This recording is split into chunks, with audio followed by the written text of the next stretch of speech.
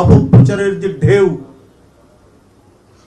আছড়ে পড়ছে বাংলাদেশে, এইটা দেখে তো মনে হয়েছে যে একটা দুটো নয়, অনেক পঞ্চম বাহিনী বাংলাদেশে তৈরি করে গেছেন শেখ হাসিনার সহায়তায় আমাদের পার্শ্ববর্তী দেশের পলিসি মেকাররা।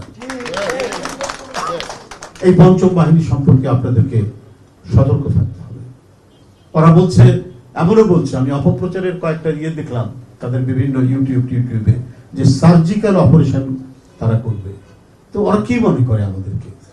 আপনি সার্জিক্যাল অপারেশন করবেন আর আমরা হাত গুটিয়ে বসে থাকবো?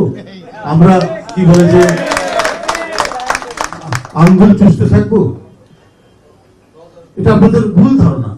আপনারা ভারতীয়, কিন্তু হঠাৎ করে বাংলাদেশের 10টি বিভাগে তারা সমাবেশ দিলেন, সংঘাত করছেন, বিভিন্ন জায়গায় পুলিশের সাথে সংঘাত করছেন, আর সংঘাত শেষ হতে না হতে ভারত থেকে